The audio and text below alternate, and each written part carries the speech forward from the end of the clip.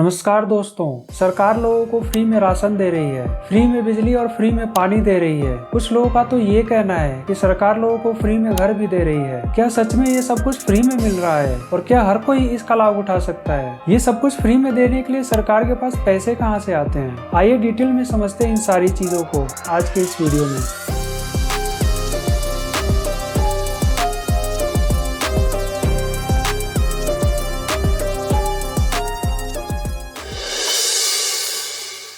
दोस्तों, सरकार समय समय पे अलग अलग स्कीम लाती रहती है। आज के डेट में 15 अलग अलग कैटेगरीज में 1500 से भी ज्यादा योजनाएं हैं, जिसमें 500 से ज्यादा सेंट्रल गवर्नमेंट की और 1000 से ज्यादा स्टेट गवर्नमेंट और यूनियन टेरिटरीज की योजनाएं हैं। और यहाँ हर एक स्कीम को एक्सप्लेन करना पॉसिबल नहीं है। प्रधानमंत्री आवास योजना ये सेंट्रल गवर्नमेंट का एक स्कीम है, जिसे 1 जून 2015 को लॉन्च किया गया था। सबसे पहले तो मैं आपको ये बता दूं कि इस स्कीम में आपको फ्री में घर नहीं मिलता है, बल्कि घर लेने पे सरकार आपको सब्सिडी देती है। आइए इसको थोड़ा डिटेल में समझते हैं। इस स्कीम को 4 कैटेगरी में बांटा गया है। अगर आपकी सालाना इनकम 3 लाख से कम है तो आप EWS यानी इकोनॉमिकली वीकर सेक्शन में आते हैं। इसमें आप 322 स्क्वायर फीट तक का घर ले सकते हैं और आपको 6 लाख तक के लोन अमाउंट के इंटरेस्ट पे 6.5% की सब्सिडी मिलेगी। फॉर एग्जाम्पल, अगर आप 8 लाख का लोन लेते हैं जिसका इंटरेस्ट रेट है 8.5%, तो आपको 6 लाख पे 6.5% की सब्सिडी मिल जाएगी और आपको बस 2% का ही इंटरेस्ट पे करना है और बाकी 2 लाख पे आपको पूरा इंटरेस्ट पे करना पड़ेगा। अगर आपकी सालाना इनकम 3 लाख से 6 लाख के बीच में है तो आप LIG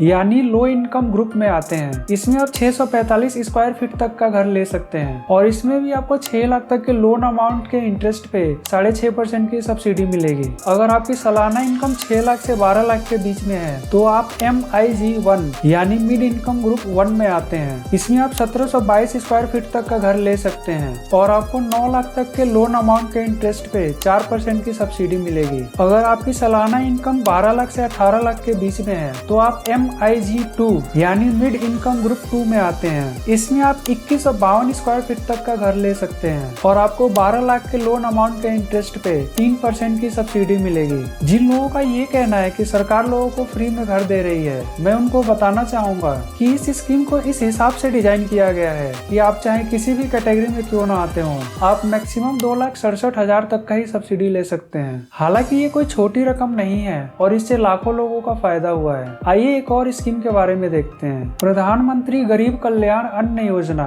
ये भी सेंट्रल गवर्नमेंट का ही एक स्कीम है। जब इंडिया में कोविड-19 का लॉकडाउन चल रहा था, तब गरीब और प्रवासी लोगों के लिए इस स्कीम को 26 मार्च 2020 को लॉन्च किया गया था। इस स्कीम में हर फैमिली को जिनके पास राशन कार्ड है 5 किलोग्राम अनाज दिया जाता है। इस स्कीम को पहले जून 2020 तक के लिए लॉन्च किया गया था, लेकिन बाद में समय समय पर इसको एक्सटेंड करते गए और अब इस स्कीम को दिसंबर 2028 तक एक्सटेंड कर दिया गया है। अब सवाल ये आता है कि क्या ये सब कुछ सच में फ्री है? इसका जवाब जानने के लिए हमें ये जानना होगा कि सरकार के पास पैसा कहाँ से आता है। अगर सरकार 100 रुपए कमाती है तो उसमें 19 रुपए आते हैं इनकम टैक्स से, 18 रुपए आते हैं GST से, 17 रुपए आते हैं कॉर्पोरेट टैक्स से और 9 रुपए आते हैं कस्टम और एक्साइज ड्यूटी से। ये टोटल 63 रुपए तो हुआ टैक्स से कमाया हुआ पैसा। इसके अलावा 28 रुपए सरकार को लोन लेना पड़ता है और 9 रुपए आते हैं अदर सोर्स से। आइए देखते हैं सरकार इस पैसे को खर्च कहाँ करती है। इस 100 रुपए में से 20 रुपए जाता है इंटरेस्ट पेमेंट में जो सरकार ने लोन लिया है, 24 रुपए जाते हैं सेंट्रल गवर्नमेंट स्कीम में,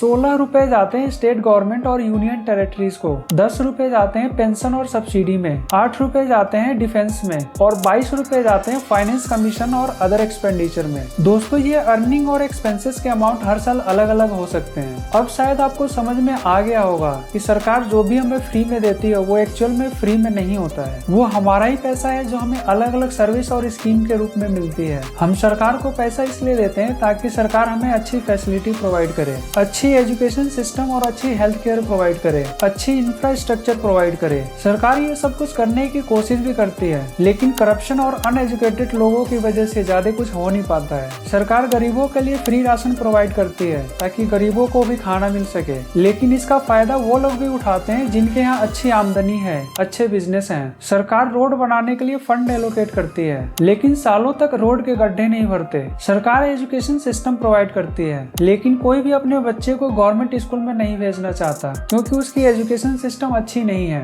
सरकार किसी नई स्कीम को लाती है तो उसे लेने के लिए लोगों को रिश्वत देना पड़ता है। सरकार कोई नई पॉलिसी इशू करती है तो देश में दंगे हो जाते हैं। अगर हमें आगे बढ़ना है तो खुद को एजुकेट करना पड़ेगा, सिस्टम कैसे काम करता है उसे समझना पड़ेगा। अगर कहीं कुछ गलत हो रहा है तो आवाज उठाना पड़ेगा। बहुत बहुत धन्यवाद।